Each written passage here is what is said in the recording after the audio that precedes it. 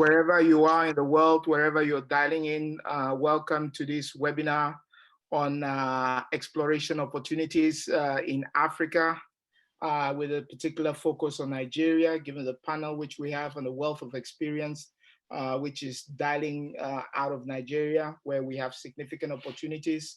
I'm so happy to be hosting this particular webinar under the patronage of the Africa Energy Chamber, but also together with the IADC, the Drilling Contractors Association, and the IAGC, the Geophysical Contractors Association. We're going to hear briefly about both organizations, both the IADC and the IAGC, and then we're going to have an interesting debate, what I think is an interesting debate on opportunities, particularly in the exploration side of things, but across the value chain in the upstream sector, especially in this post-COVID area.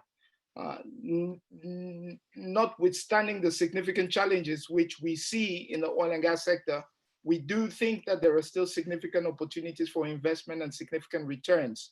And so it is a great opportunity. And without further ado, I would introduce the panel and then move on to our presenters and panel discussion thereafter. First, we have Ross Compton, who is coming to us from the IAGC.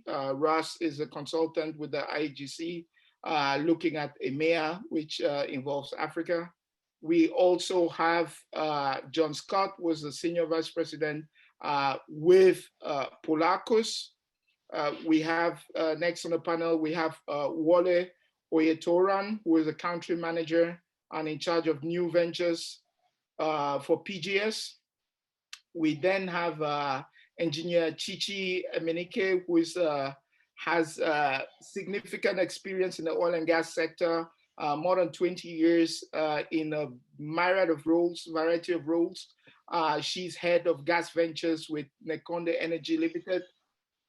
Then we have Chuks Enwereji, who is the chairman of IADC, the Nigerian chapter.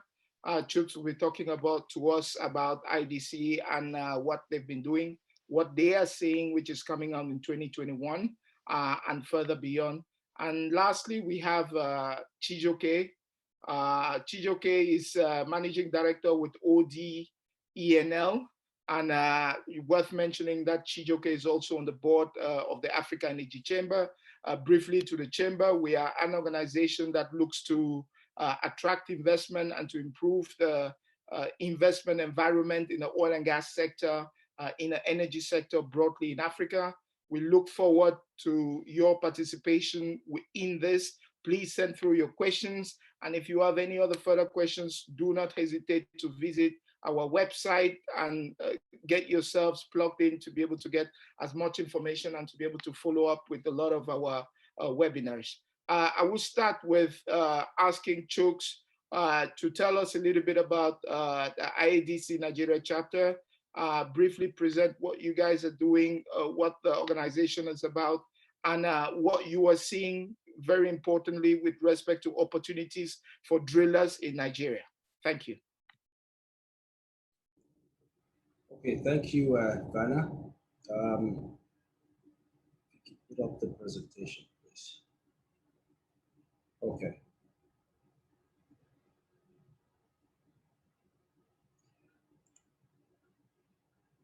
All right, I will quickly run through the presentation. First, I'll talk about the IADC. As you know, like its parent body, which was created since 1940. The Nigeria chapter was established in 2012 to undertake activities for the benefit of the drilling contractors in the oil and gas industry and to promote safety, environmental preservation, and advances in drilling technology within the sector. So spanning 8 years now, our membership has grown to about 42 member companies in the IADC Nigeria chapter. The chapter has worked on 3 major initiatives in the past: annual HSC incident statistics program, technical sessions, and training gap analysis to basically bridge the competency gap that we find in the sector. Our intent is to create safe working environment, recognize positive achievements, and ultimately engineer maximum uptime for our members operating rigs. We do this by advocating for sensible regulation, giving voice to our industry, and improving safety and environmental protection. These are the types of members that we have. We have the contractor, the producer, the associate, and the well services members. Going to the next slide.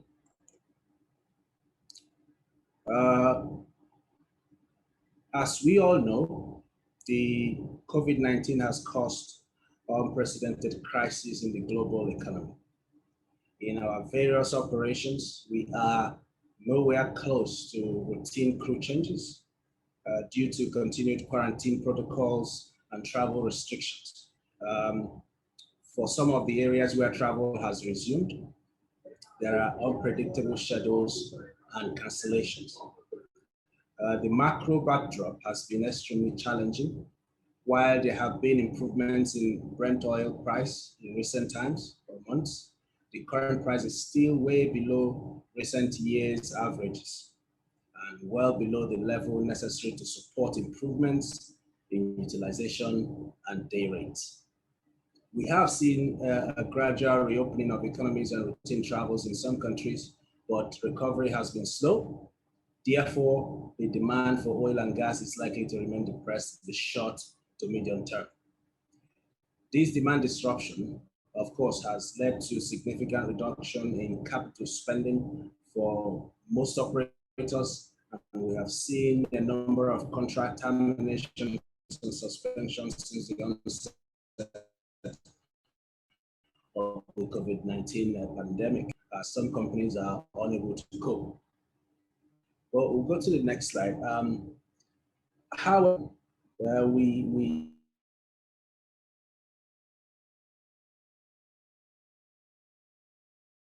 anchor our optimism on the hope that recovery is. Let's see if I can go to the next slide. Okay, good. Yeah, recovery is imminent as we see. As oil prices rally above the $40 per barrel mark, and the reopening of economies around the world, we're beginning to see some rigs go back to work.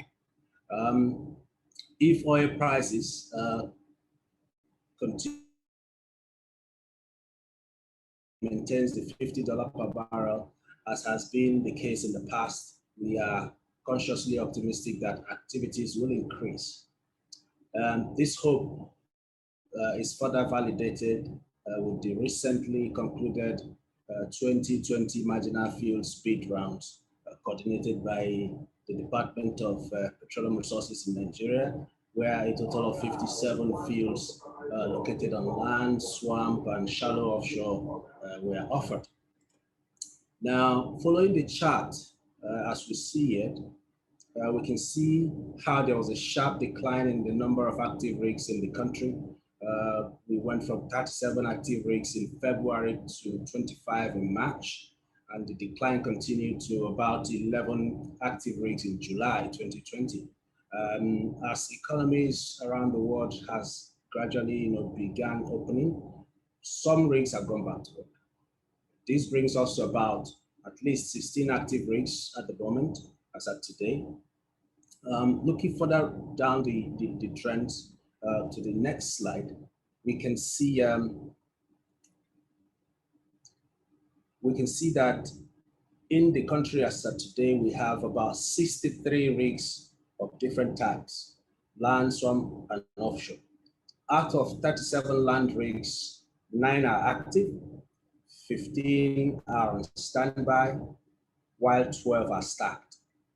When you also look at the shallow water environment, out of 9 jackup rigs that we have, 4 light intervention vessels, only 5 of those, that is 4 jackups and 1 LIV, are active, and with about 4 jackups and 3 LIVs on standby. The swamp market as well in the country has a total of 12 rigs, with only about 2 of them active. 5 swamp rigs on standby and another 5 are stacked. In the deep water space, we have only 1 drill ship in country and she is active. So we'll go to the next slide and look at the investment side of things. And as we talk about the ease of doing business, and in Nigeria, for one, there are obvious challenges. Your business success to a large extent depends on how well you are able to navigate these challenges and still remain profitable. Top of that list is regulatory challenges, spanning through rig licenses, which was recently increased by 4,400%, from $333 to $15,000. So each rig has to obtain this permit. It doesn't matter what type of rig you operate, be it land, swamp, or offshore rigs, you have to pay this money for permits. Then you also have custom duties. You have immigration for expats, be it third-party vendors or OEMs that will come around to service your equipment or something like that. For offshore operators as well, to mobilize each personnel attracts an OSP card payment of $580 with yearly renewals of $135. So you look at a rig carrying about maybe 120 personnel. Each of those personnel will have to pay an OSP card payment of $580. So these are some of the challenges that we see in the market here. So you talk about security challenges as well, where public policing and safety is inadequate, and individual organizations have to provide their own security to ensure incident-free operations. You talk about fiscal uncertainty with numerous tax regimes. Recently, I think VAT was increased from 5% to 7.5%. Cashless policy and POS transactions of above 10,000 Naira are taxed with stamp duty charges. Current foreign exchange market volatility, all these further exacerbates the challenge. And this definitely is public information which is out there. So all this further affects the cost structure of the ordinary businessman and woman in the industry. Cost of equipment, training, and compliance keeps going up, while day rates for rigs keeps going down. However, it is not all doom and gloom, as there are businesses that are currently operating and have been able to deploy innovative ways to surmount the challenges and survive. So to achieve this, businesses need to ensure proper budgets and forecasts, deploy innovative security solutions with dedicated oversight, risk assessing every activity to reduce identified threats from a security standpoint. Also ensure maintaining and sustaining a robust corporate governance structure, because without corporate governance, it is only a matter of time for any business to collapse. Lastly is the ethics, legal compliance, and controls. Of course, if this is monitored and coordinated within the organization, it will go a long way to help organizations function better.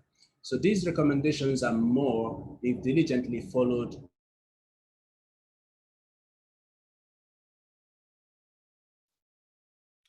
Chuks, are you there?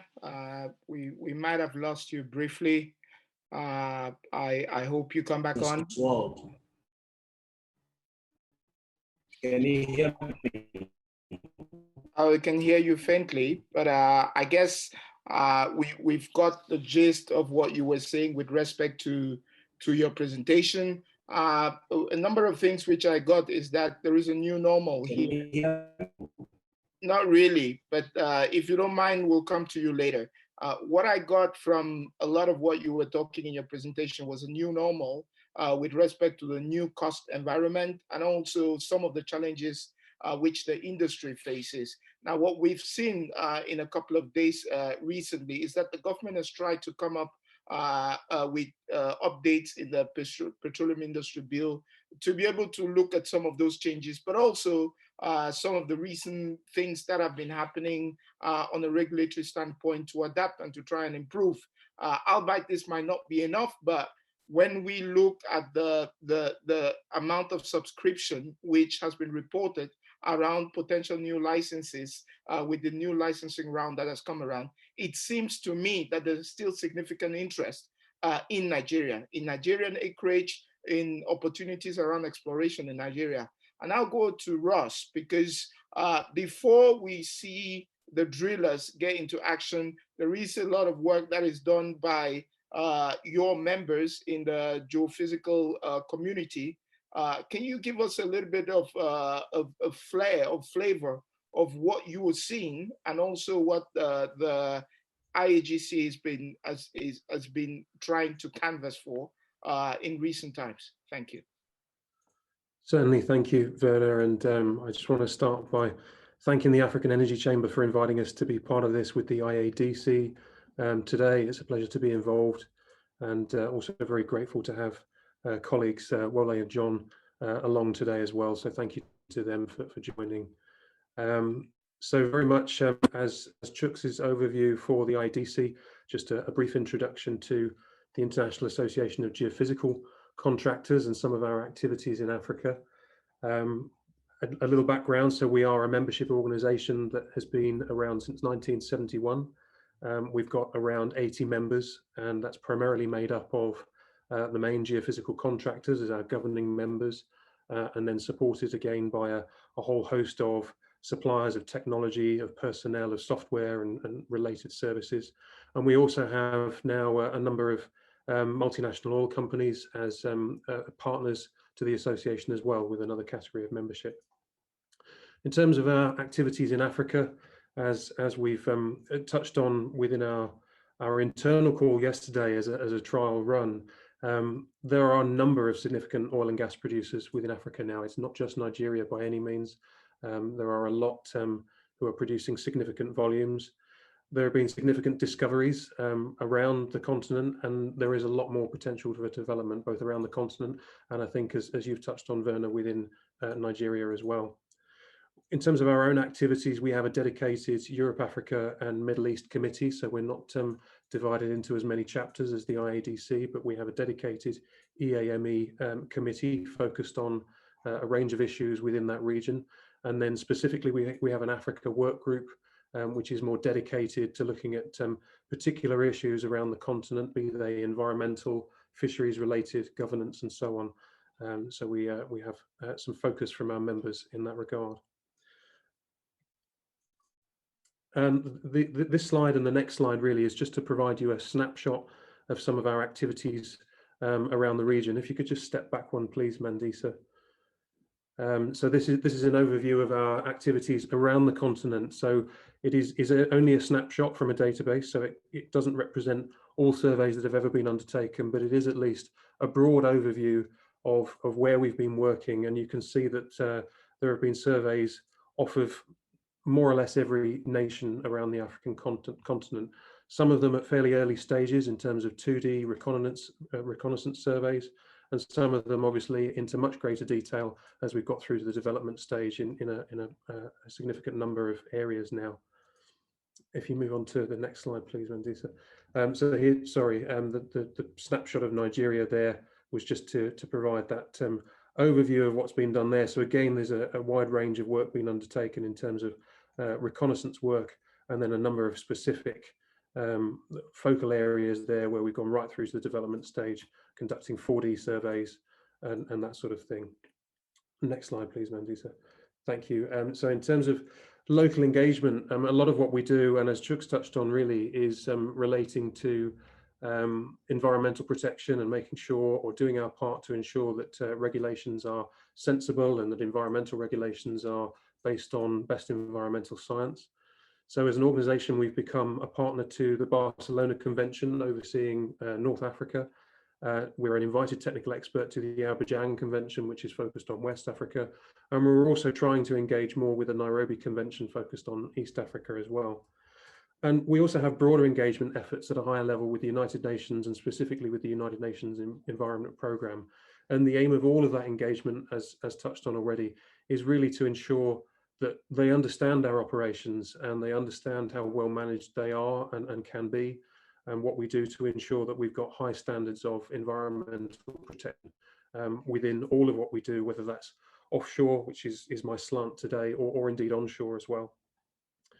And we participate in the various processes that there are, consultations and so on, as different protocols are introduced in different areas. And the Abidjan Convention is a good example, with an offshore protocol being introduced and signed by the West African nations last year. And we've input to that process again to ensure that they have an understanding of our operations and that the regulations that are being laid down are sensible and practical.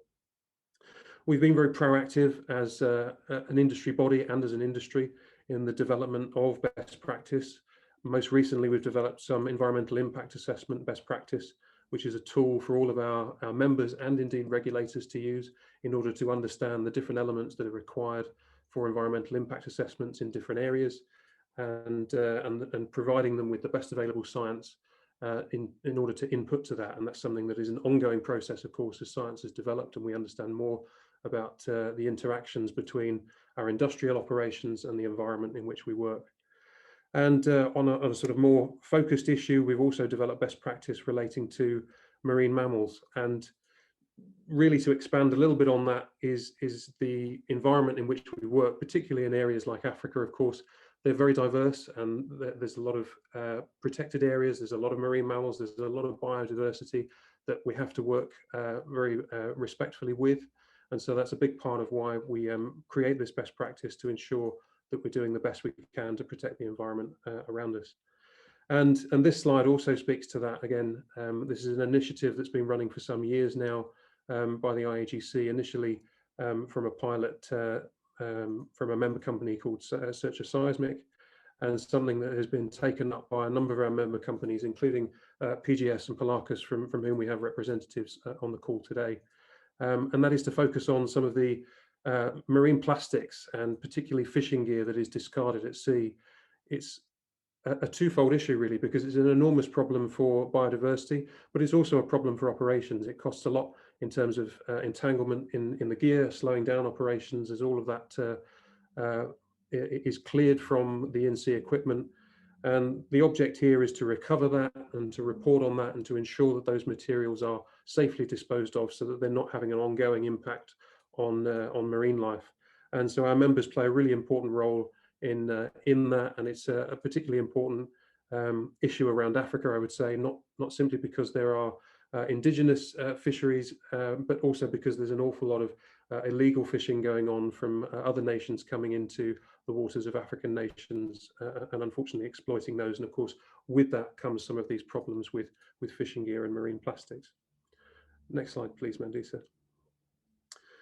In terms of what we've been through in the last 6 months or so, and the COVID-19 pandemic, there has, as Chuks touched on, been a lot of difficulty in conducting normal operations. And that's mainly due to travel restrictions and quarantine periods. And that has changed rapidly and continues to change fairly rapidly as we understand more about the pandemic itself, and as different nations put in different controls in order to ensure the safety of their people.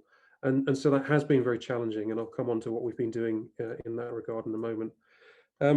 More broadly, we have seen reductions in exploration budgets, and particularly for frontier areas. So that has impacted our operations significantly. And that's manifested itself in the postponement and unfortunately sometimes the cancellation of projects, unfortunately.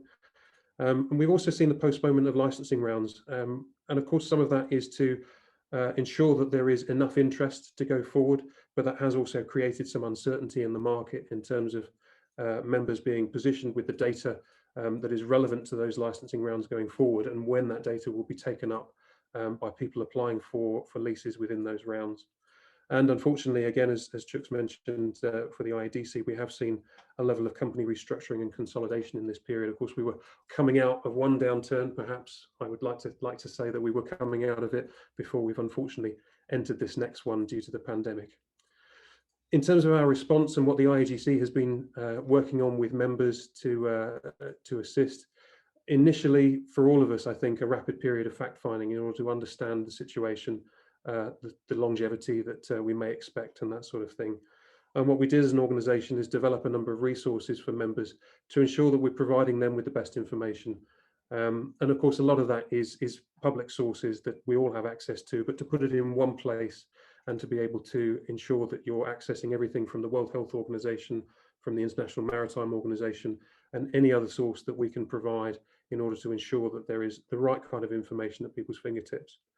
We've collaborated with a number of organizations, including the African Energy Chamber, who we're very pleased to collaborate with, to highlight potential business support measures that African nations could put in place to support the activities of our members. And we've done that on a regional basis in other areas as well. And importantly, we've also worked again with other trade associations, the IADC being one of the key organizations that we worked with here. We worked with the International Maritime Organization to ensure that offshore energy sector workers were recognized as key workers. And the aim there really was to try and facilitate the ease of their movement between countries as they're traveling to sites to join vessels, to join rigs, whatever it may be. And in terms of our view for the recovery and some of the things that we'll touch on today, I'm sure the consistency of lease rounds has always been important to our members, and I think never more so than as we're trying to facilitate that recovery in this post-COVID world that we're working in at the moment. And in particularly with regards to the different ways data is collected, of course, it may be collected on a proprietary basis for an operator. It may be collected on a speculative basis or a multi-client basis, as we term it. And so the extension of those confidentiality terms creates a lot of certainty for member companies, for organizations acquiring that data to allow a sufficient return on investment. So I think that's a key thing to highlight here today. To have agreed timelines for tender processes involving the NOCs subsequent to block awards is very important. And I think local content regulations need to be proactive and workable. They need to be there, and we need to make sure that they work for everybody and they can be managed effectively, particularly with the differences between the relatively short-term geophysical operations as opposed to the longer-term developments from our operators. And lastly, really, the efficiency and transparency of permitting processes is something that's of key importance, so that you know when a permit application goes in that you've got a certain timeline that you're working through to implementing and progressing the project. So thank you very much for allowing me the chance to provide that overview, and looking very much forward to our discussion today. Thank you, Ross, for what was an extensive presentation. If you don't mind, Engineer Chichi, let me come to you and say you had gas ventures for Neconde. What are you seeing with respect to 2021, with respect to your business and similar businesses in Nigeria at the moment?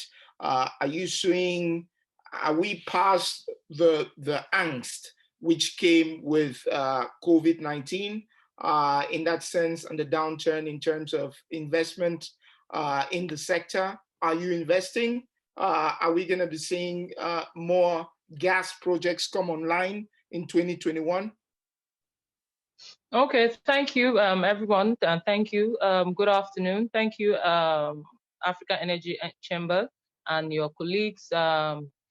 So I'll go straight into the question. This is a very important debate we are having here today, because we are business people, and there are some questions we really need to ask ourselves for the moving forward. Now, prior to even before we had this COVID situation, I mean, the entire industry wasn't moving very vibrant.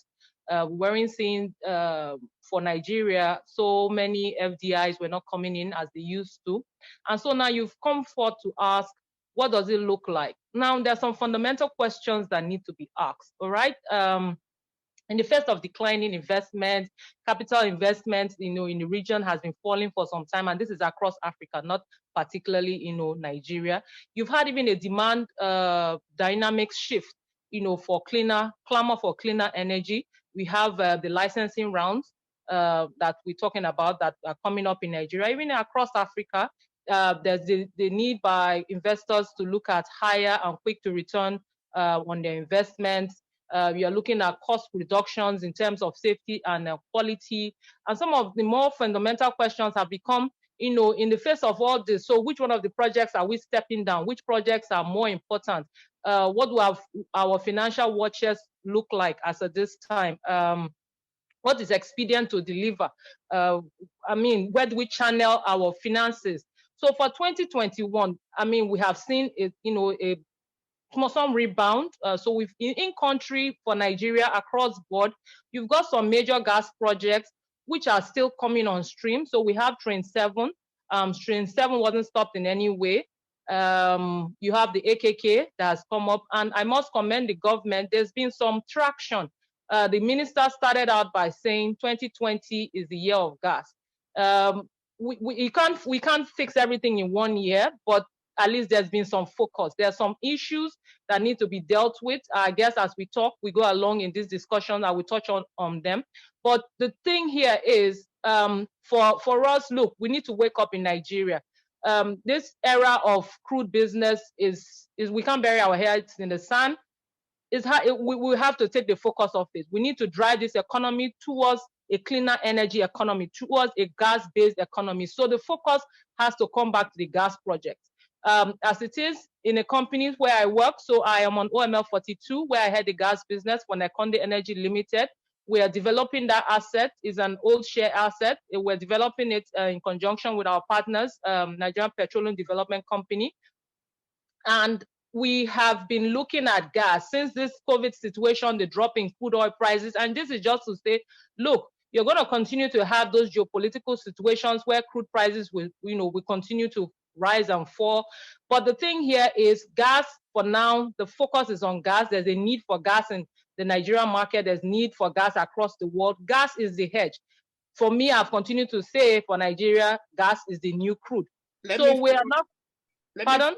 Yeah, I just want to follow up to you on that one. Gas is the new crude. Gas is the new. How much infrastructure is there in place to be able to harness this? Because gas, different to crude, needs infrastructure to be able to be taken advantage of. Downstream also, looking at the power side of the business, because it's a whole ecosystem, I suspect. So how is Nigeria faring? How are the opportunities? Or might be it's not faring as well, and that is where you have some of the opportunities. So can you help us understand a little bit, some of those opportunities where people who are watching might be able to reach out and say, this is where we can potentially play in that sense? Okay, so the opportunities for gas lie across the entire value chain, so mid and downstream. Upstream would be you're going for gas. All right, midstream would be putting in place this infrastructure. So infrastructure would be gas compression facilities, gas metering systems, gas pipelines, and even looking at virtual technology. So we don't have a crisscross of gas pipelines all over the country. You want now to begin to talk about CNG, compressed natural gas. You want to talk about LNG, liquefying gas. You're talking of mini LNG. They are very robust and different technologies used across the world right now. Different ways of getting gas to the market.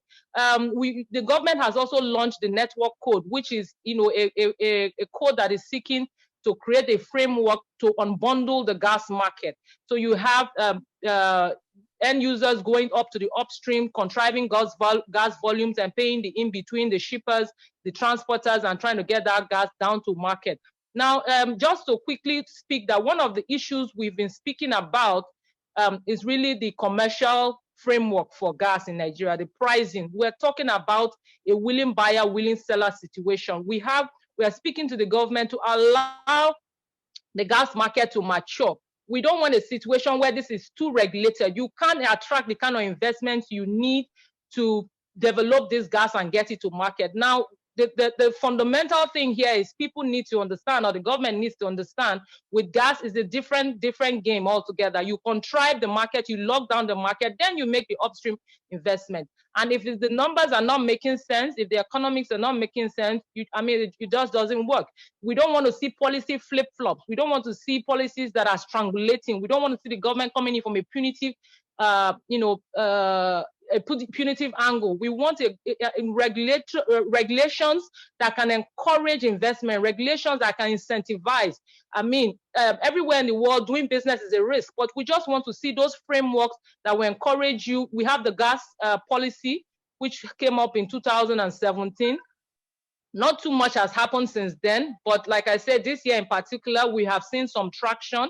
That traction is opening up different opportunities, but there's still a whole lot to be done. Part of it is even hinged in this PIB. This PIB discussion, prior to when we started talking, has been on actually since 2005.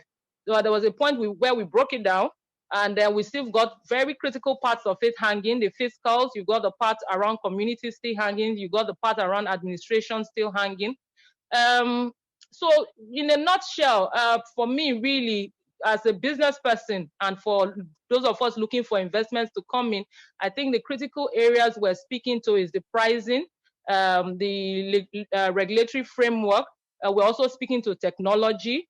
And for me at this stage, that would just be, as we progress, I would touch up on some other things. Thank you. Thank you, Chichi. John, let me get to you. And before we even get to where Chichi is in that sense, we need to see a lot more geophysical work that needs to be done before we even start understanding some of the opportunities that are there, priced not only in Nigeria, but across the continent. What are you seeing with respect to your business in terms of the demand to understand the terrain better and to see where some of those pockets of opportunity might be, which one is not seeing? Potentially, we've seen shale take a hit in the US. So what usually tends to happen is that people turn their heads, if at all investments in America become much more expensive, and start looking outside. How much of that interest are you seeing with respect to activity, both in Nigeria, but also across the continent? And now, of course, the pandemic, as Ross has already mentioned, has had a big impact on the geophysical contracting business. And I think as of today, you've probably got 50% of the assets actually employed in current working projects. So yeah, I think there's definitely been a hiatus in projects coming out of the into fruition from our side. You have got projects starting up in Mauritania still, in Angola and Gabon, for example, and Egypt. So there are still areas of exploration going on. But for sure, the visibility we've had in areas like Nigeria, 1 or 2 projects that we had visibility on has been cancelled or postponed, put back into time, which we haven't actually understood when it'll come back out for tendering again. So it's very much a watching brief at the moment. We do expect the rebound to come. There is a definite need for new seismic all across the West African continental shelf.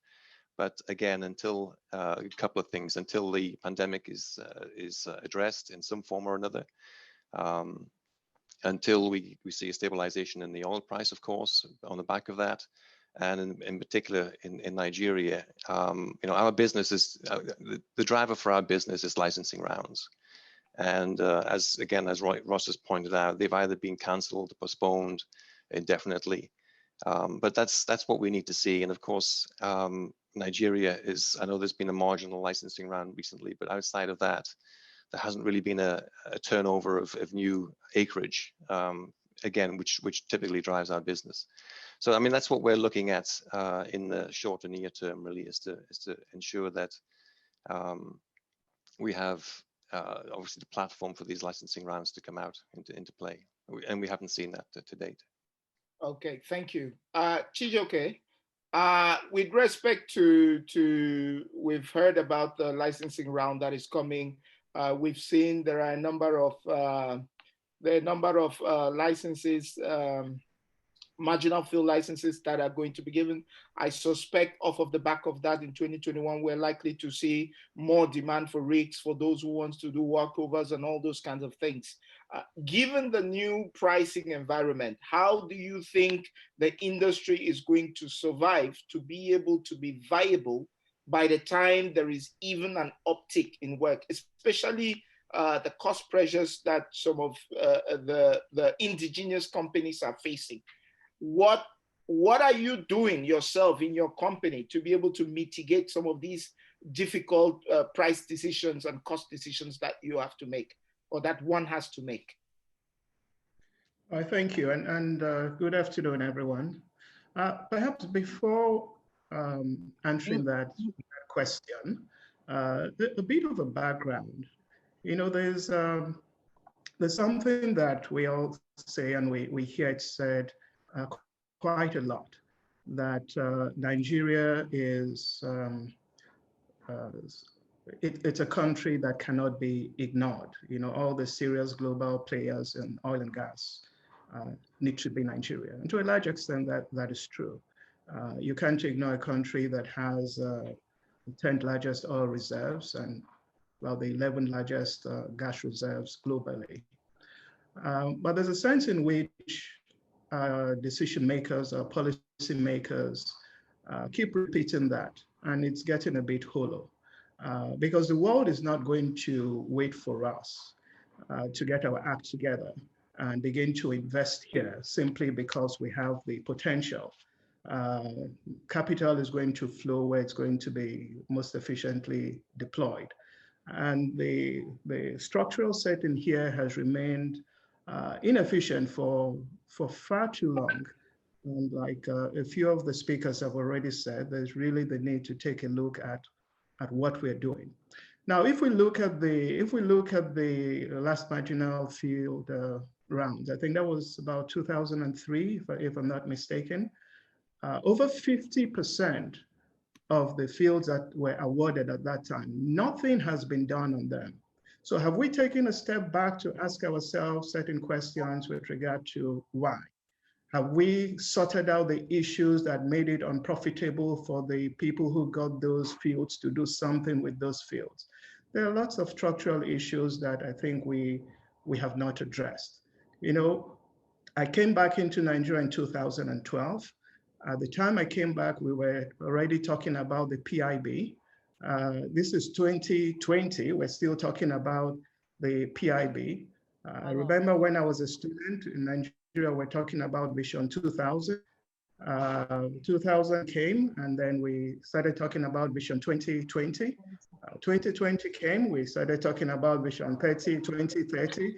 And as of 2 weeks ago, we started talking about Vision 2050. So we're good at saying vision, but very poor at executing things that will make it worth the while of people who want to invest here. And yes, there are people here. Yes, capital is coming in. Yes, in this marginal field bid round, they've been up to 600 people who have indicated an interest. So that gives a sense of, oh yes, everybody's still interested in Nigeria. But if you were to ask me, is this going to translate to activity next year? I would tell you that with a 95% certainty, I would say it's not going to translate to any meaningful activity for my business next year. And that's the way I currently say it. Now, we have a huge potential here. 2015, for example, around 2015, we had Chuks give the introduction. He talked about the active rig count in Nigeria. I think he said there currently is it 15 or 16 active rigs in Nigeria. 2015, we had 45 active rigs in Nigeria. We had a rig market that was valued at over $5 billion. Today, the rig market is well less than $1 billion. So we know the capacity, but we're operating well below where we can be. Now, for my business, all we're trying to do is survive. We've significantly adjusted our cost structure to the best that we can. But again, we are operating in an environment where there are conflicting signals. And what do I mean by that? So some months ago, when the COVID thing started, And already there were challenges, but when the COVID thing started, a memo comes out from an arm of the government and says to operators and service providers, you all need to reduce your cost by 40%. Okay, great. Then another arm of government increases the licensing fees, like we heard, by over 4,000%. Another arm of government increases the VAT. Another arm of government tells us that you cannot release anybody from your organization without notifying them and getting their approval. But at the same time, I should keep my operating costs low. So there's quite a bit of disconnect and things that don't make a lot of sense. And I think that as industry players, and I appreciate what the likes of IADC and the African Energy Chamber are doing, because I think increasingly there has to be the getting together of industry participants where we can speak with one voice and begin to put pressure on the government and the regulatory bodies at the executive levels, at the highest levels of the executive and legislature, to say, look, if we're going to realize the potential, we cannot keep looking in the past and saying Nigeria is too big to be ignored because there are other players in Africa right now. We need to figure out ways to make it a more interesting place for people to invest. Because if I'm honest with myself, yes, the challenges are still there. And there's a sense in which challenges provide opportunities for certain individuals. But then I think those opportunities are short-sighted and short-term opportunities. And we need to do more to make sure that some of these self-inflicted challenges are taken away so that businesses like ourselves are not only going to be in survival mode, but they're going to be able to thrive. As you look around the Nigerian market, and you really cannot see a Nigerian oil company or a Nigerian service provider that I would say is multi-generational. There's been oil and gas now for over 50 years. So there's something fundamentally that needs to be adjusted. Okay, thank you very much for that viewpoint. Wole, if you don't mind, I'll go to you. We've seen Chijioke speak significantly about some of the challenges which he's facing and which a number of companies similar to him, rig operators, are facing. I know PGS has a huge business, particularly in the multi-client data side of things. And you are sitting in a good position to be able to tell us what you're seeing with respect to demands for data, both internally and externally. And what is it that you're seeing for 2021? What concerns you, or what makes you excited with respect to 2021 and 2022, despite all the doom and gloom, some of which we really can't do anything much about? I don't know that I saw COVID coming. We had a brilliant forecast come out in 2019, looking at what was likely to happen in 2021. But by all means, we didn't see COVID coming. So notwithstanding that, what do you see? What are you seeing in that sense? Yeah. Good afternoon, everyone. I hope you can hear me. Yes, we can. We can hear you perfectly. Okay, good afternoon, everyone. So basically, yeah, in line with all that my colleague have said, I've listened to John, then Ross from IAGC. We have so many challenges all over the world because of the nature of our job, geophysical job. So we operate in different terrain. But when we come back to Nigeria now, we have operated for many years. There are a lot of challenges in Nigeria also, but I will always say to people, big challenges, big reward. And that is one of the reasons why I think that almost every geophysical major in the whole world are fully represented in Nigeria. So also I would say this, that Nigeria remains the biggest player. I know there are other players that have coming on board, Ghana, Cote d'Ivoire, Angola, but Nigeria still remains the biggest player in sub-Sahara Africa. Also, I look at why am I excited about 2021 and beyond. We've had serious problem with regulatory delays in regulatory coming up here and there, but you can see that in November 2019, we passed the deep offshore and inland PSC amendment, although not fully to the satisfaction of the IOCs, but it is better to have a law that is not perfect than not to have a law. So sanity is beginning to return to Nigeria.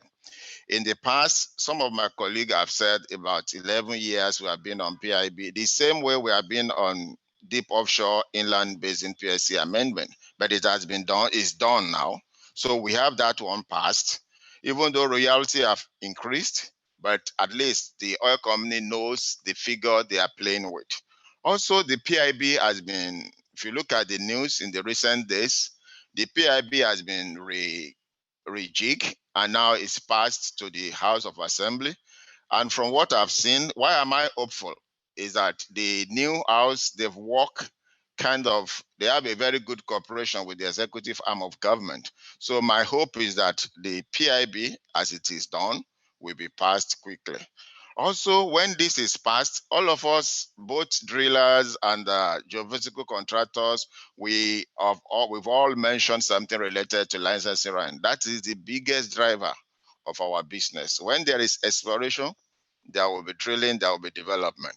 So for the new regulation, we pave way for licensing, and that is my hope. And I want to also say that there is a serious decline in a reserve of Nigeria. And I want to also say, even till today, Nigeria still depends majorly on revenues from oil. So we cannot play with oil revenue. So PGS as a company, although I will not be able to go into details, we have over 70,000 square kilometers of data that cover, which we have done in a speculative way, that cover the almost entire Niger Delta. These are open for investors to see, because Nigeria is a mature field and it's a proven field. So when you have access to data is everything about oil and gas. When you have access to good data, then you can make informed decision about your investment. And I want to also chip in that COVID-19 has come, nobody saw it. But in every side, let's look at the positive side. I was having a conversation with one of the clients this morning, and we were talking about their company. Do you know that for COVID-19, they have a downward reduction in their global travels, in their logistic expenses? So that COVID-19 has forced us to see that, just like this conference we are doing, Africa Energy Chamber, I'm sure we'll have all been gathered at Johannesburg. We will spend travel, hotels, accommodation, with all these costs comes to our businesses. But this is what we are doing with ease on webinar. So this morning, I'm also appealing to them. If you are listening to me, people in IOS, let's channel it to data. Let's channel it to production. There are a lot of other gains that we can make. You know, a lot of money we have spent on other things, which we can plug into exploration. So Nigeria is going to bounce back in 2021, 2022 and beyond, because most of the clog in the wheel has been rightly cleared. Thank you. Thank you, Wole. I don't think you'll be very popular at trying to get people not to travel anymore. I mean, I think part of wanting to meet, beautiful people like yourselves also, and not just on the screen, that we sometimes travel and try to speak to each other at these conferences. John, let me go to you. And if you look at some of what Wole was saying, it seems to me like he wants things to be tough so that he keeps an edge and is able to make a buck or two more compared to what you're seeing in Africa and Nigeria with other provinces, oil and gas provinces in that sense. I mean, Guyana, Suriname seems to be the new El Dorado in that sense. What are they doing that we aren't doing, you know, in terms of that? What do we need to do? I think Wally's just mentioned that you need to have some licensing rounds. I mean, all of those provinces that you just mentioned, all of the activities on the back of a defined and long-term approach to licensing. I mean, you can include Brazil, Argentina, Mexico, Colombia, the Guianas, as you said. As soon as you have some long-term visibility on the plans for the nation, then everybody can plan around that. They know there's a licensing round. They know there's a certain acreage coming up in 3 or 4 years' time. Companies like PGS and ourselves can acquire data ahead of that time as part of a multi-client model. We can wait until the blocks are awarded and provide proprietary services. So, as I say, it all stems from the licensing rounds. And as soon as you have that stability and clarity, then you're going to get inward investment. There's no doubt about it. One follows the other. It's as clear as that. Nice. Engineer Chichi, let me get back to you. I mean, in what I hear from you is, you know, don't mind as oil is going down to 40, you know, gas is going to give us a solution. We're pretty much going to turn Nigeria into a gas economy. Africa should be looking at gas. We hit the climate angle, but also we can also make some money with it. But isn't it that in the end, raising capital for those projects is key? Yourselves, like African companies operating in that environment, how challenging or not, how easy it is for you to raise money these days? I see a lot of the climate activists going around pressuring banks not to lend money for fossil fuel projects. What has the resonance been for you when you go out there and try to raise money for some of these gas projects? Okay, so the first understanding should be gas is more or less like a transition energy. Okay, it's an energy that is the halfway in between. If you want to take a look at the far end, fossil fuel, and then the renewables. Number two is Nigeria is more of a gas nation than is a crude nation. Yeah, we have proven 200, at least 202. Officially, it's 202 TCF of gas, and we've got an unproven reserve of about 600. Now, when you start looking at the capex to develop this gas, honestly, it's not looking too bad. For us, I mean, for myself, really, the mandate had been to commercialize the gas. So on OML 42, we've got about 3.8 TCF of gas. That is, if you translate it into daily volumes, I'm talking about anywhere between 400 to 500 million scoff of gas per day. That can power several homes. Now, these are projects, if you want to look at them as it relates to creating domestic energy security, it's a no-brainer. These are projects that should be on the front burner. These are projects, like we say, gas is jobs, gas is food, gas can create you the energy stability that you need. Look at the population, the population growth you have in Nigeria. I think it's about 2.6% yearly.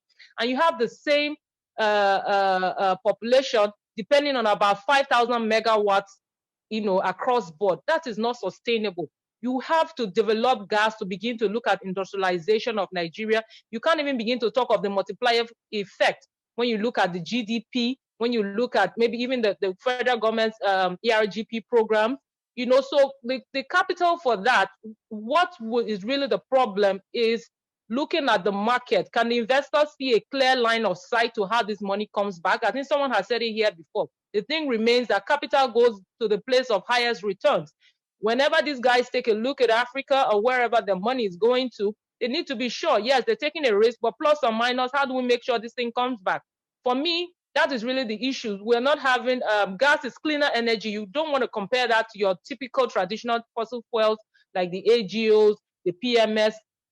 So the earlier we begin to, as a country, focus on developing this gas, taking a look at it, even creating Nigeria as a gas hub. We're so strategically positioned. We need to move the entire chain. We're so focused on upstream that relates only to crude oil.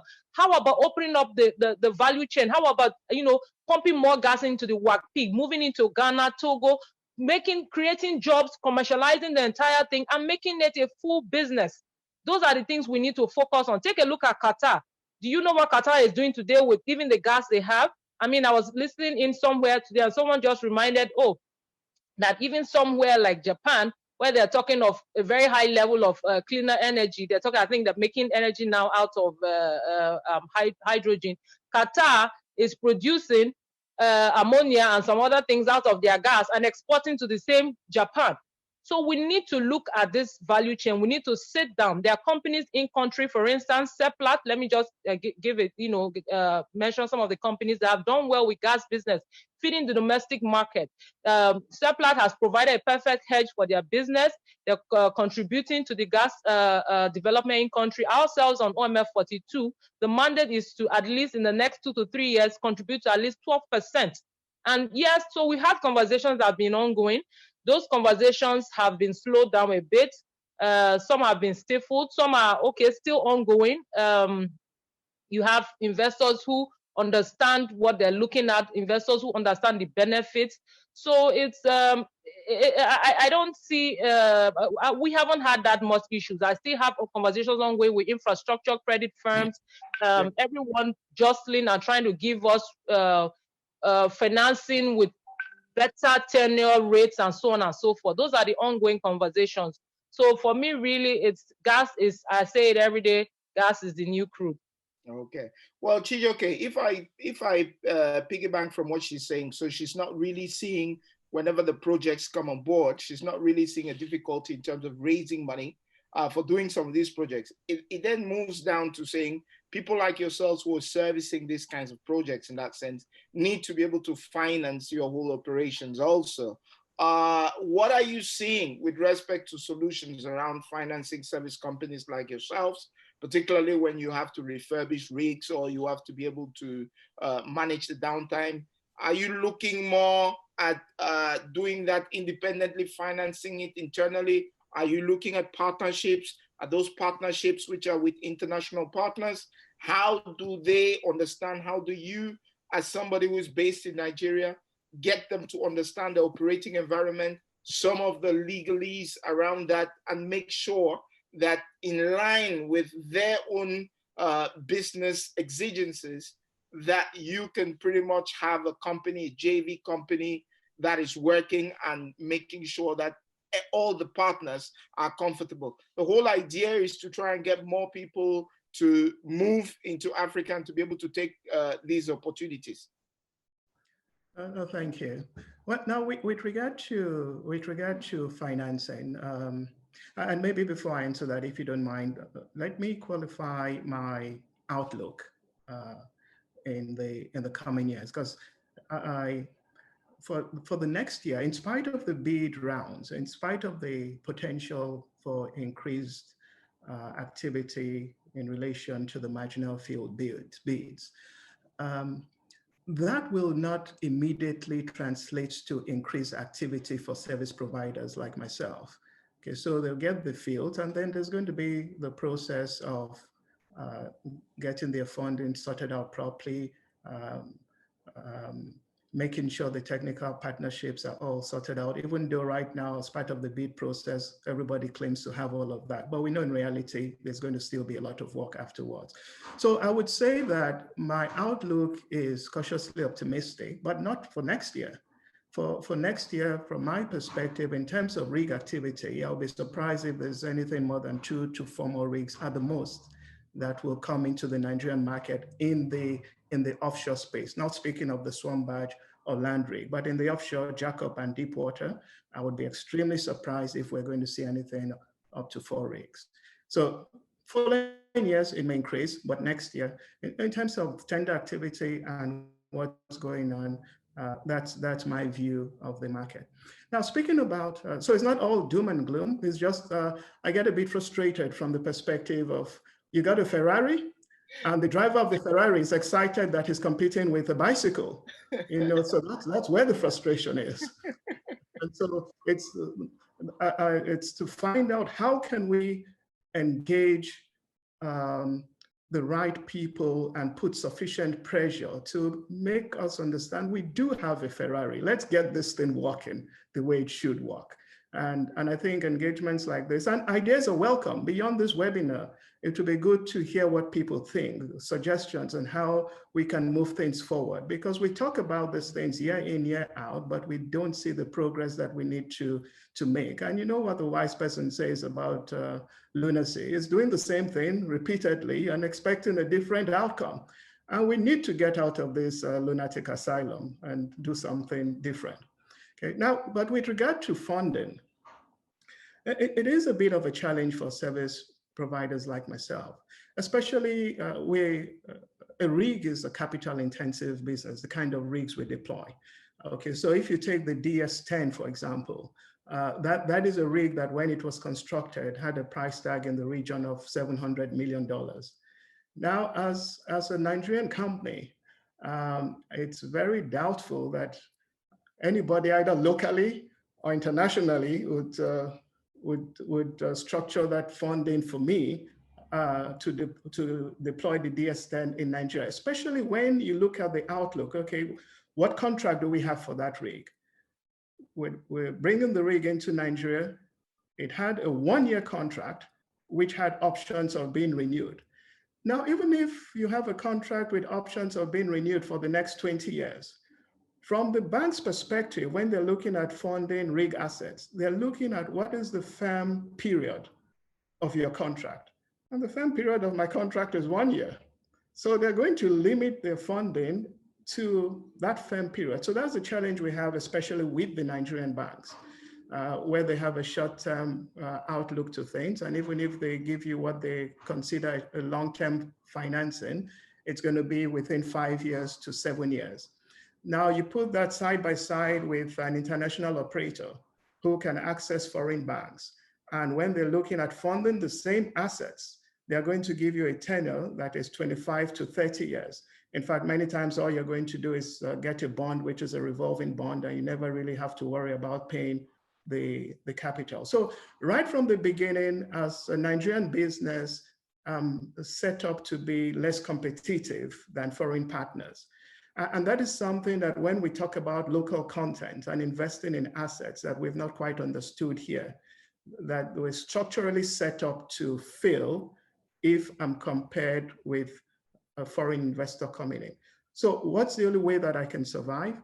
It's to go into a joint venture partnership so that with the help of my joint venture partners, I have the ability to source for funds outside of the country. So how am I going to source for funds going forward when the activity picks up? It's going to have to be with the joint venture partnership that we have, because really the banks that we currently have in country don't still seem to understand the market properly, don't yet have solutions that are adequately suited for the kind of business that we do.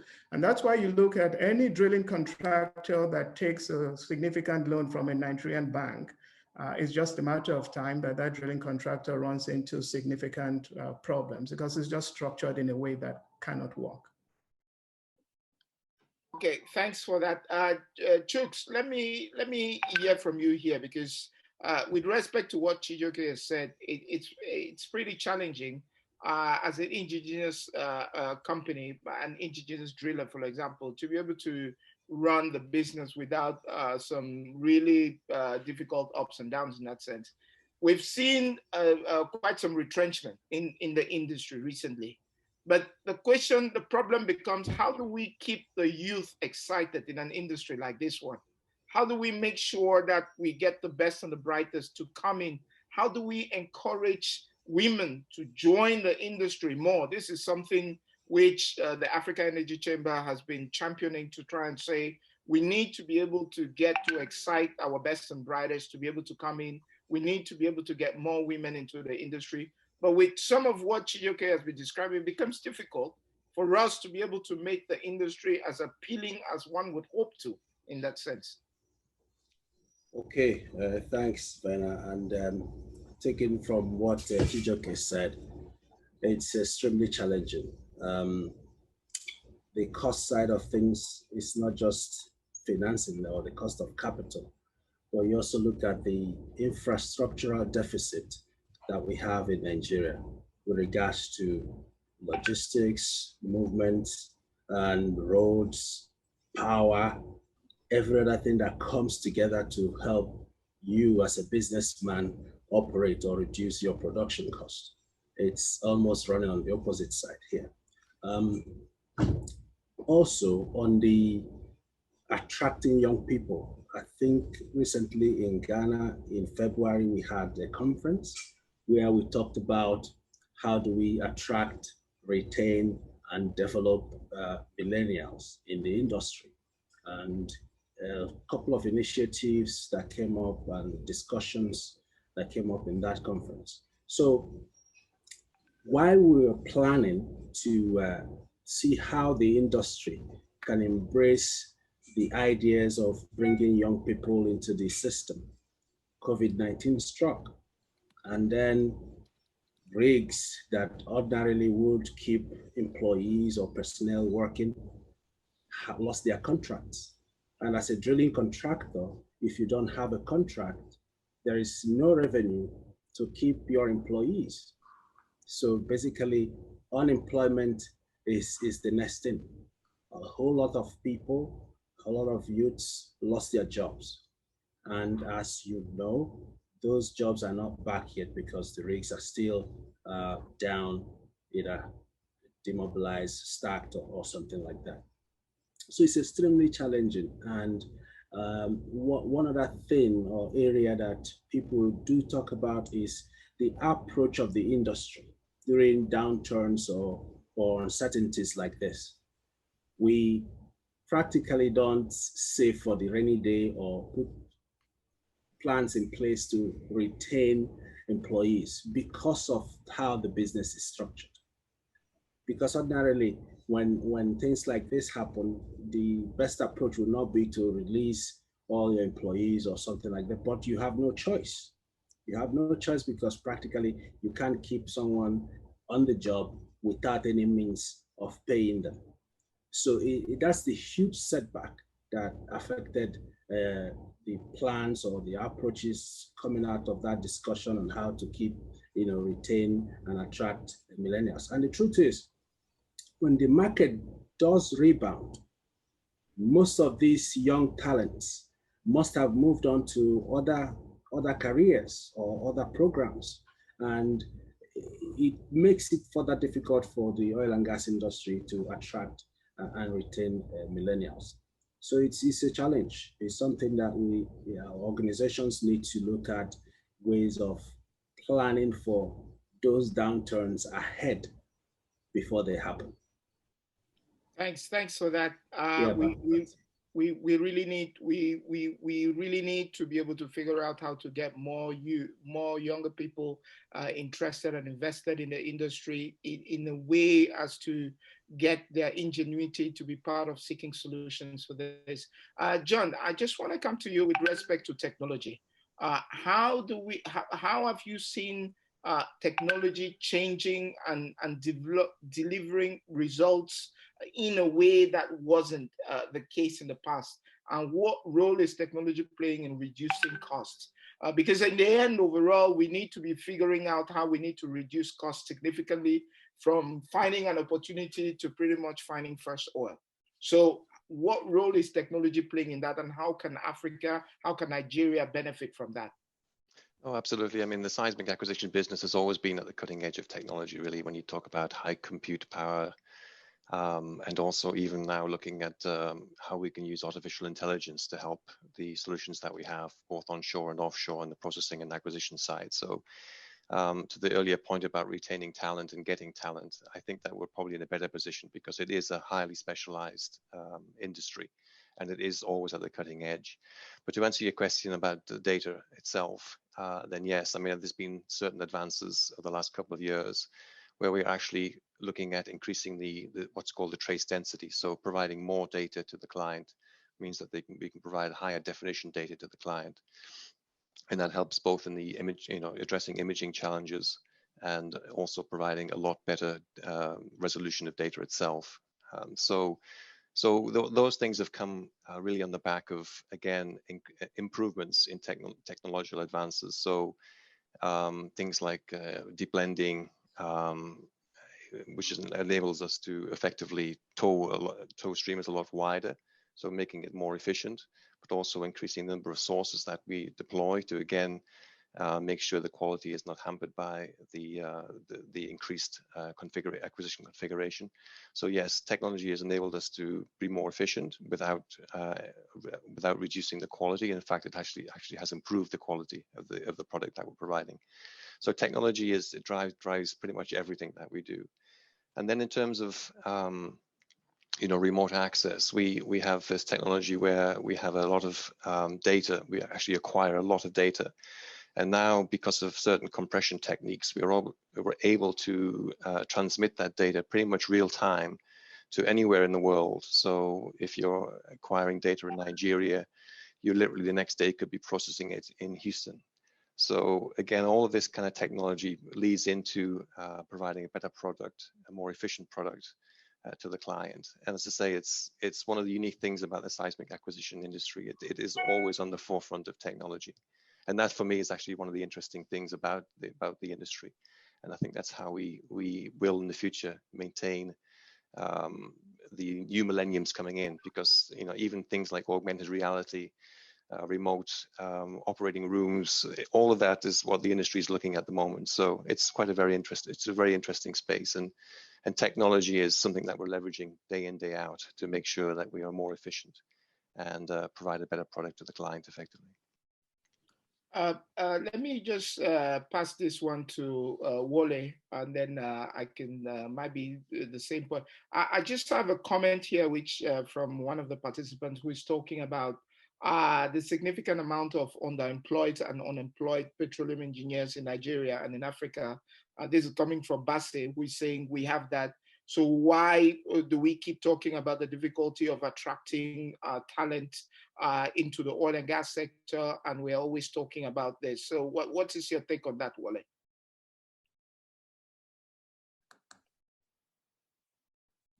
I think we might have lost Wole. Yeah. Yes. No, I can hear you. Okay.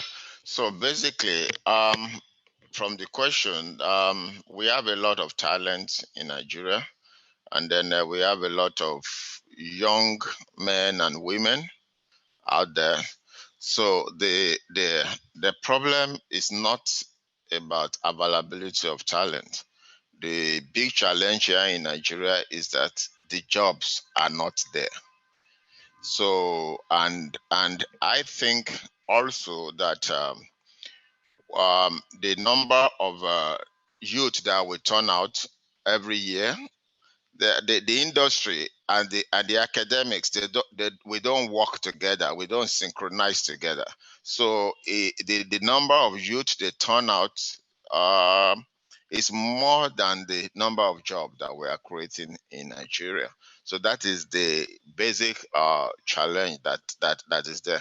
But also, when you look at it, like I encourage the younger ones that for the further you are trained as a geophysicist, as a petroleum engineer, you should not ever limit yourself. I know the person that sent the question is listening. Don't limit yourself. Like John said, the future is technology. Oil and gas is driven by technology. There are other areas that you can veer into.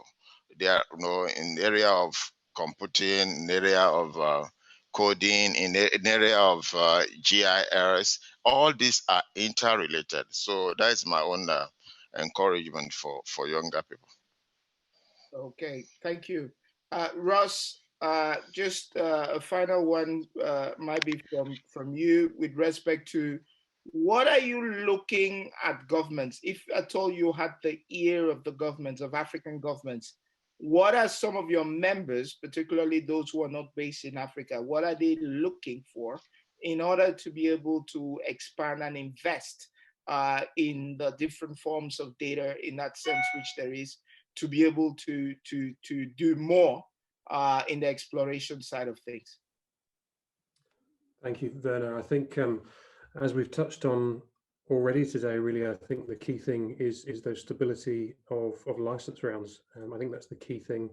But certainly with regard to the acquisition of multi-client data, I think one of the key things to support that process going forward really is favourable terms relating to the confidentiality periods of that data that's acquired, so that companies going and acquiring data over these acreages in preparation for licensing rounds have the security, the knowledge that they can get a sufficient return on investment over a certain period of time, because it's not easy, you know, it's challenging and it's expensive to acquire that data in the first instance, and to release it too rapidly, I think it can be it can be detrimental to those investment decisions, basically. So I think that together with the licensing rounds, that's really the key thing that we're looking for going forward in order to support those investment decisions. Okay, thank you for that. We have 10 minutes left, so I'll try and get everybody to chip in with respect to some of the key things you might still want to put across. Engineer Chichi, there's a whole lot which you have on your plate at the moment. In terms of potential investors looking at a partner, there's a term which I like, which you coined the other day, which is co-petition. What in essence are you seeking when you say you are looking to co-petition or to pretty much work with people in that sense in harnessing some of the opportunities which you see? Okay, thank you, Verner. So for me, competition or strategic collaboration would be, you know, across the entire value chain. So on OML 42, we're looking at open up the upstream, doing more wells. We're looking for technical partners there if need be. We've got the midstream. I mean, what we're bringing up at the upstream is wet gas. We have to strip that gas. We have to get into lean gas. We have to get into condensates. We have to get into LPGs. Then we have to process it. We're looking for public partners who can come in with processing facilities, partners who may have, you know, processing facilities, and then the downstream end of it. Probably partners who already have a market. Like I had mentioned before, we're even looking for partners who I want to say have skin in the game, probably partners who already have an existing market that we can leverage on, because when you talk about the gas business, you always work it the other way around. You secure the market, then you can make that upstream investment. So for me, the co-petition really is collaborating with people who understand the gas business, those who may have finance, those who have technology. Technology continues to play across. I mean, someone had just said that this is a technology-driven environment. We're looking for technologies that can help us trap this gas that is stranded in different areas and then be able to deliver it to the market at a price, you know, that is acceptable. And then there's just really make it a business. So for me, in that regard, that is what, you know, we're really looking out for on, you know, at Neconde. Thank you.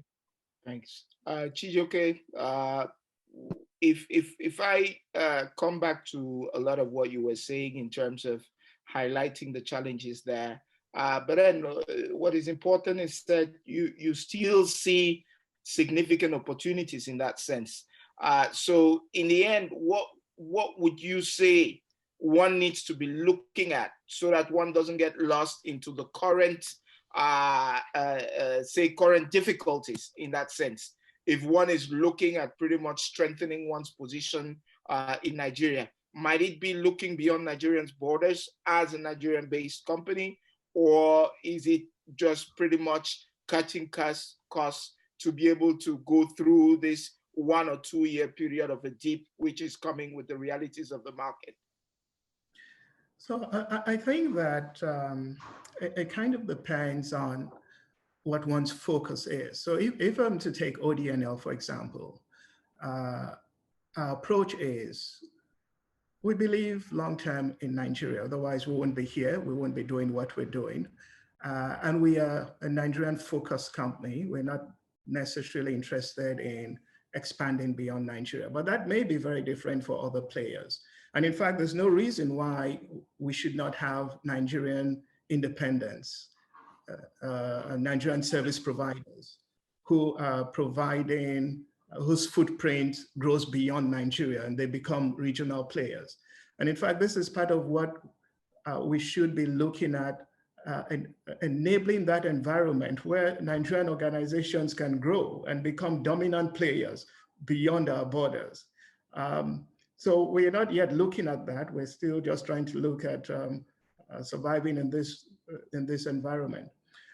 So from our perspective, we see, like Chichi has said, huge potential for gas in Nigeria. So I think part of our focus is what can we do as an industry player? Because everybody can sit back and complain about the problems, we talk about it in seminars, but we're challenging ourselves. Have I, for example, gone to Chuks, the chairman of IADC, and sat with him to say, look, these are some things that we need to go and engage the National Assembly about? Have I gone to Chuks to say that you've got a vice presidential committee on the ease of doing business in Nigeria, and in the last 3 years, Nigeria has risen 38 points in that ease of doing business matrix. But I really do not see how that is translating into the ease of doing business from my perspective. Have I gone to other industry participants and say, look, rather than just sit back and complain things are not moving, let's go and engage these folks to say, well, business is not easy here. These are challenges that we're having. I think there needs to be more engagement, and that's what we are challenging ourselves about, to say we need to also be part of that solution. But then the tricky part is sometimes it's challenging being a lone voice speaking. You need to do it under the umbrella of a larger group so that you're not singled out as a troublemaker and your life is made unbearable. But if we go under the auspices of an IADC or under the auspices of a larger group, where we have common shared interests to help the industry progress, I think we would begin to make a lot more progress, where we can say to the decision makers some home truths, some things that are honest feedback. Quite often I get discouraged and upset when I'm in meetings with regulatory bodies and decision makers in our country, and we seem to be responding in a manner that I would describe as being sycophantic, where we tell them the best thing that has happened since sliced bread, and we don't give feedback to say these are challenges, these are solutions that we're preferring. Let's work together to make it better. So from an ODENL perspective, we will continue to strengthen our partnership with our joint venture partners. But we're bullish long-term on the Nigerian market, Nigeria, and what is going on here in Nigeria. So we intend to stay here and be part of the solutions to the challenges that we are pointing out. Yeah. Before I go on to Wole, let me just take a comment from Engineer Chichi. I see you've raised your hand. So that yes. Yeah. Okay, I'll just be quick. This is just to, in line with what Chijioke just said. So yes, this advocacy is very important, particularly if it's done in groups. So just to say, I serve on the current council of the Nigerian Gas Association, and this is some of the work we've been doing, pushing and even collaborating with other groups, the SPEs, with the whole likes of that, and then engaging at the Ministry of Petroleum Resources, engaging the National Assembly, engaging DPR, because these are the guys churning out the policies, the documents, and everything that we work with. And sometimes they just put these things together, and then when you bring it, it just doesn't work for the business. So we have found out that it's imperative we engage them more. We try to get them to understand our business. We try to get them to understand the peculiarities of the environment where we operate, and then give us policies, give us documents, give us what we can run with, which is doable, not just for the photo op, not just because it sounds nice in the newspapers, but things that can work for the industry. So just to support what Chijioke has said. Thank you. Okay, thank you. Wole, final word from you. Yeah, I think there is light at the end of the tunnel. That's what I would say. Companies in Nigeria should hold on. They should, yeah, we've been waiting for these years so long. I think we are closer to where we are going. I'm not speaking as a government, but what I've seen is that every country goes through its own phases in life, and I would say if you are in Nigeria, you must be in Nigeria for a long time. I've seen the business evolve in Nigeria.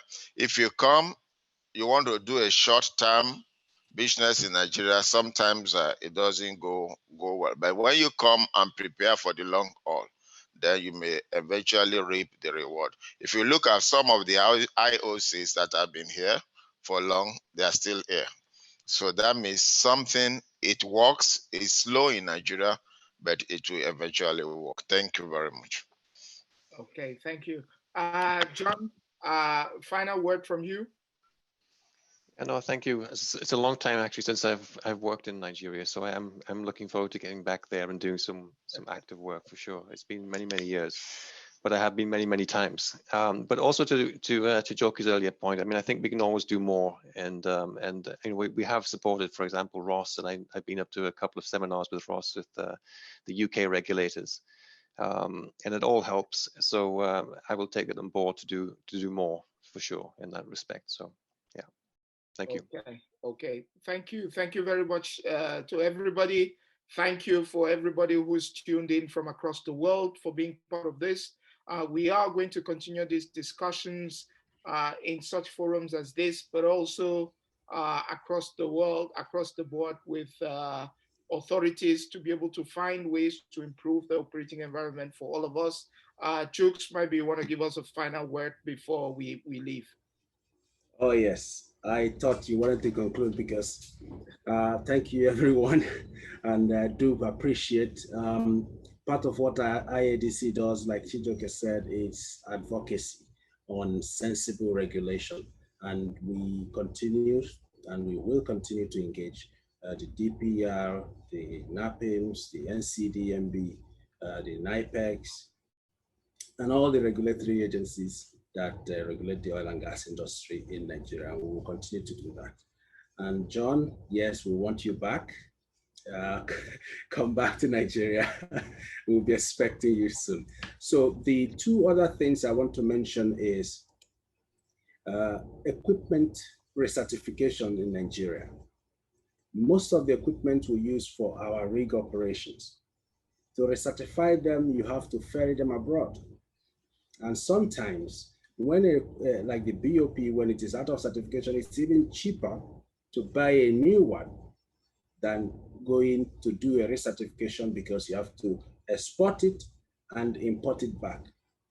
So let's look for partners who can put in this kind of equipment recertification facilities in Nigeria. If you want to talk about oil and gas activity in West Africa, Nigeria is at the center stage of it.